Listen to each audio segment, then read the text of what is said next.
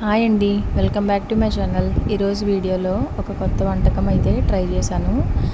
ఒక ప్రయోగం అనే చెప్పాలి, ఎందుకంటే ఎగ్ ఆమ్లెట్తో ప్రెషర్ కుక్కర్లో బిర్యానీ అయితే చేశానండి. ప్రాసెస్ ఏంటో మీరు కూడా చూసేయండి. ముందుగా ఆమ్లెట్ కోసం ఒక బౌల్లో ఉప్పు, కారం, పసుపు, కొద్దిగా అల్లం వెల్లుల్లిపాయ పేస్ట్, కొంచెం మసాలా పౌడర్, ఆయిల్ అన్నీ వేసుకుని బాగా కలుపుకుని ఇలా లోతుగా ఉండే ప్యాన్లో వేసి మంచిగా ఆమ్లెట్ వేసి పక్కన పెట్టుకుని ముక్కలు కట్ చేసుకోండి.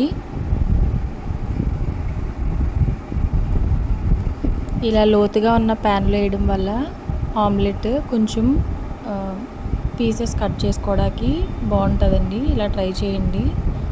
దోశ ప్యాన్లో కాకుండా ఇలా లోతు ప్యాన్లో వేయండి. ఇప్పుడు ప్రెషర్ కుక్కర్లో కొద్దిగా ఆయిల్ వేసుకుని హోల్ గరం మసాలా అన్నీ వేసి ఒకసారి బాగా వేయించుకోవాలి.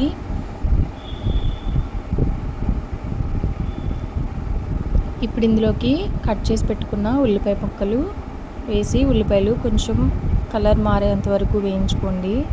ఇప్పుడు ఇందులోకి అల్లం వెల్లుల్లిపాయ పేస్ట్, పచ్చిమిరపకాయలు, కరివేపాకు వేసి ఒకసారి అంతా బాగా కలుపుకోండి. ఇక్కడ మీకు ఇష్టం ఉంటే ఒక టమాటోని కూడా చిన్న ముక్కలు కట్ చేసి వేసుకోవచ్చు. టమాటో ఆప్షనల్, కానీ టమాటా వేస్తే టేస్ట్ అనేది చాలా బాగుంటుంది. ఇప్పుడు ఇందులోకి రైస్లోకి సరిపడా సాల్ట్ వేసుకోండి. ఆల్రెడీ ఆమ్లెట్లో వేసి ఉంటాం కాబట్టి ఇక్కడ కొంచెం సాల్ట్ అనేది అడ్జస్ట్ చేసి వేసుకోవాలి.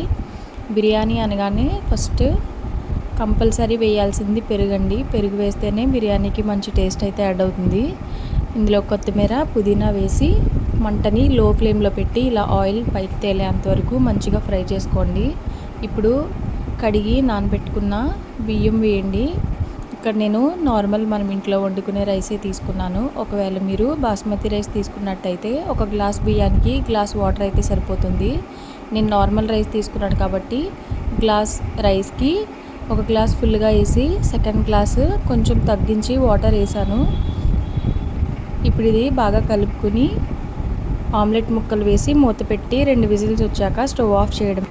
వీడియో నచ్చితే తప్పకుండా లైక్ చేసి నా ఛానల్కి సబ్స్క్రైబ్ చేసుకోండి. Thank you.